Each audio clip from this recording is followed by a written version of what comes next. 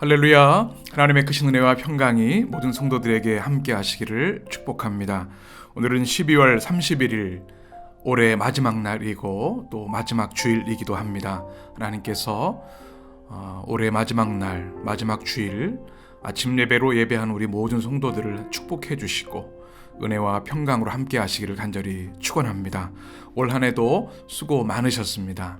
믿음의 경주에서 승리하셨습니다. 주님이 큰 영광 받으시고 은혜로 충만케 하실 줄 믿습니다.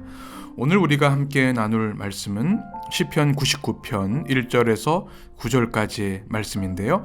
거룩하신 하나님이라는 제목으로 함께 말씀을 나눕니다. 우리가 믿는 하나님은 어떤 분이신가?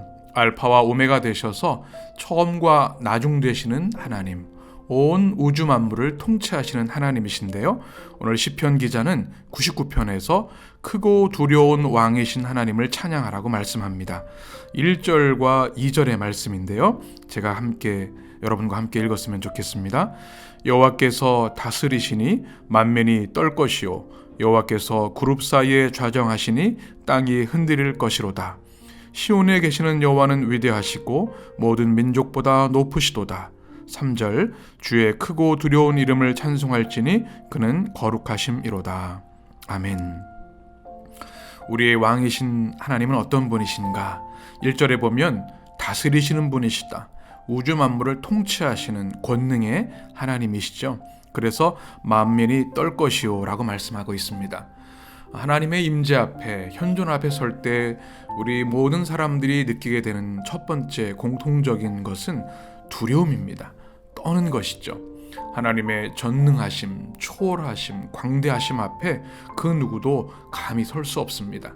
우리 하나님 앞에서의 떨림, 경외함, 두려움, 이것은 하나님을 향한 찬양의 첫 출발점이 되는 것이지요.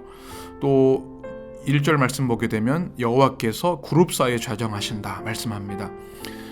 그룹은 우리가 잘 알고 있는 케루빔이죠. 케루빔, 천상의 존재들입니다. 하나님께서 좌정하신 곳이 어디인가? 바로 그룹의 날개이지요. 우리가 법궤 지성소에 보면 법궤 뚜껑을 시은좌라고 하죠. Mercy Seat이라고 해서 은혜의 보좌라고 말씀합니다. 하나님께서 모든 백성들의 죄를 용서해 주시고 만나 주시는 그 자리, 바로 주님이 통치하시는 시은좌인데요. 바로 그 그룹들에 있는 보좌에 앉아 계시는 위엄 있는 하나님이시다. 그래서 땅은 흔들릴 것이다 말씀하고 있고요. 2절에 보면 시온에 계시는 여호와다 라고 말씀합니다. 시온은 바로 하나님이 임재하시는 땅을 말하죠. 하나님의 처소, 하나님이 전능하신 분이시지만 백성들과 만나시기 위해 땅으로 내려오셨는데 그것이 바로 시온입니다. 주님이 인간을 만나시기 위해 오신 그 은혜의 주님, 임재하시는 주님, 함께 하시는 주님, 바로 그것이 하나님의 능력을 보여주는 거룩한 산 시온, 그 땅이시죠.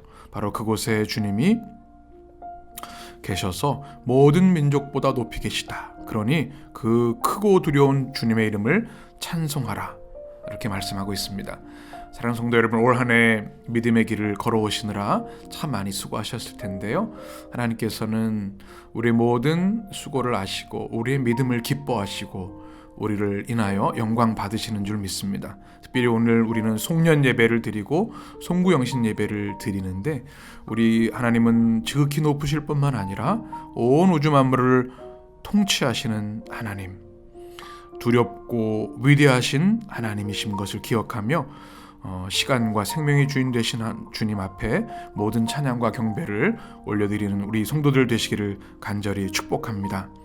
뿐만 아니라 우리 주님은 4절부터 5절까지 말씀 보게 되면 능력 있는 왕은 정의를 사랑하신다, 정의의 왕이시고 공의의 하나님이시라는 사실을 시편 기자는 고백하고 있습니다.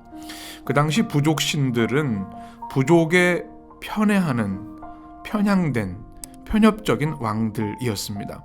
그런 신들이었습니다. 그러나 여호와 하나님, 성경에 나오는 하나님은 공의의 하나님, 정의의 하나님이신 것이죠. 사람의 편을 드시는 하나님이 아니라 홀로 하나이신 하나님께서 정의와 공의로 통치하시는 하나님이라는 사실입니다.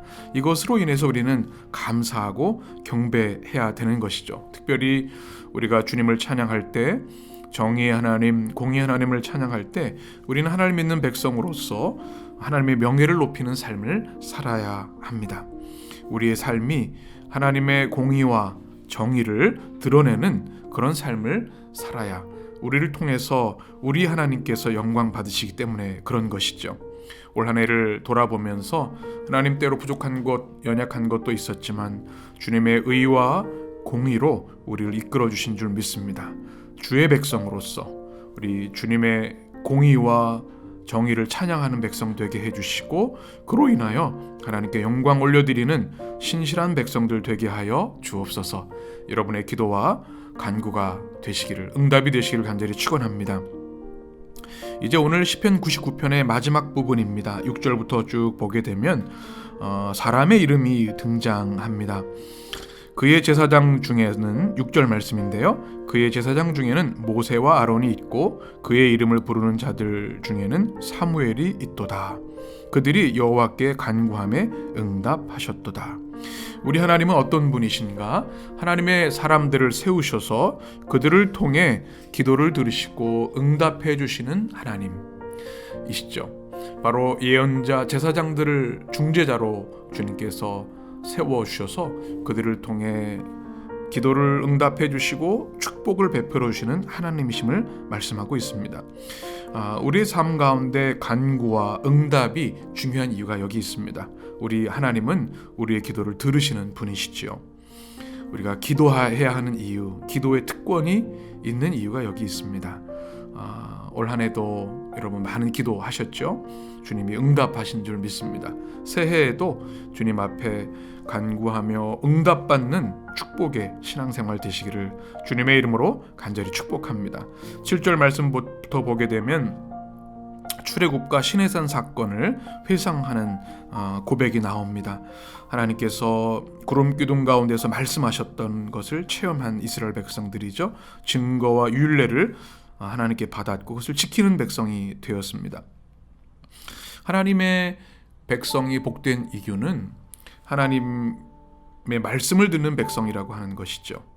사람의 말, 철학, 논리가 아니라 창조주 하나님, 구원의 하나님의 말씀을 듣는 백성, 말씀을 듣는 백성이 됐다고 하는 것만큼 큰 축복과 영광이 없는 것이죠. 그래서 우리는 말씀을 소중히 여겨야 합니다. 그런데 그 말씀을 은혜의 수단으로만 여기는 것이 아니라 그 말씀을 잘 지켜야 하는 것이죠. 왜냐하면 하나님이 주시는 축복의 기준, 말씀에 순종할 때 하나님은 우리에게 복을 주시고 불순종할 때 우리를 책망하시는 하나님이시기 때문에 그렇습니다. 하나님은 말씀으로 축복해 주시고 말씀으로 때로는 심판하시는 것이죠. 이것을 우리는 잘 기억해야 합니다. 그런데 오늘 말씀 보게 되면 8절에 보면 주님의 용서에 대한 말씀을 해주고 계십니다. 우리 8절입니다. 여호와 우리 하나님이여 주께서는 그들에게 응답하셨고 그들의 행한 대로 갚기는 하셨으나 그들을 용서하시는 하나님이시니이다. 아멘. 참으로 감격스러운 고백입니다. 하나님 말씀에 불순종하면 하나님의 심판을 받는 것이 너무나 마땅합니다. 하나님은 심판하시고 책망하십니다. 그런데 그 중심에는 하나님 백성을 향한 사랑이 담겨 있는 것이죠. 돌이키기를 원하시는 겁니다. 그래서 주님은 용서해 주시는 거죠. 이 용서에 대해서 우리는 잘 이해할 필요가 있는데요. 오늘 매일 성경 교재 180쪽에 보게 되면 하나님의 용서하심에 대해서 이렇게 잘 정리해주고 있습니다. 제가 교재의 말씀을 읽어서 인용해 드립니다. 순종하는 백성에게는 친히 죗값을 치르시고 용서하셨지만 말씀을 떠나고 은혜를 저버린 채 악행을 되풀이하는 자들에게는 죗값을 물으심으로 자신의 거룩함을 드러내셨습니다.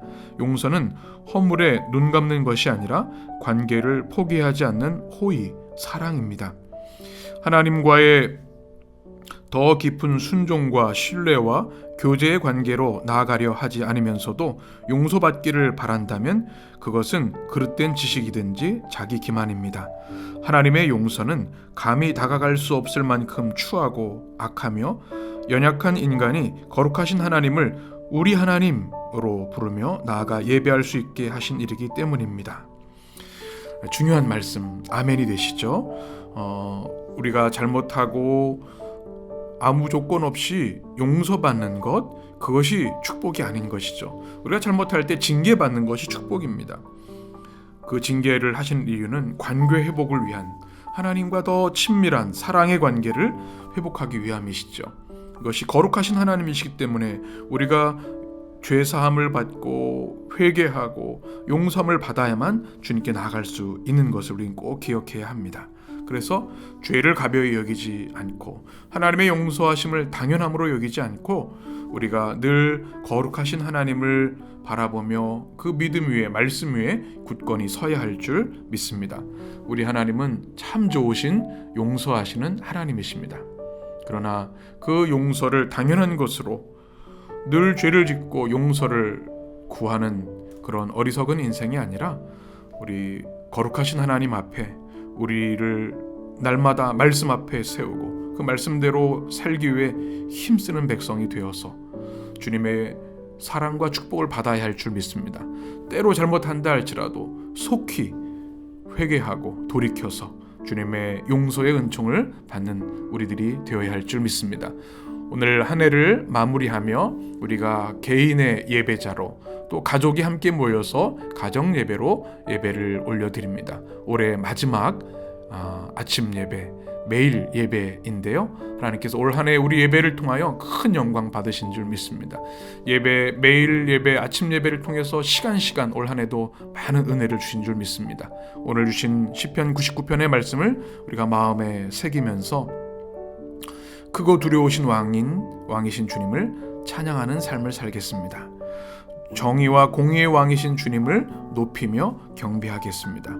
용서하시고 심판하시는 거룩하신 주님을 더욱 사랑하고 더 신뢰하고 주님과 친밀히 동행하는 삶을 살겠습니다. 여러분의 한 해를 마무리하는 신앙의 고백 되시기를 간절히 축복합니다.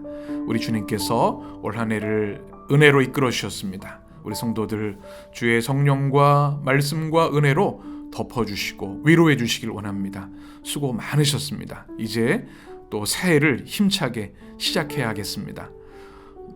존귀하신 하나님, 거룩하신 하나님의 은혜가 우리 모든 성도들에게 함께 하셔서 송구영신과 새해에도 여러분의 삶에 하나님의 축복과 은혜와 하나님의 영광이 임하게 되시기를 주님의 이름으로 간절히 축원합니다.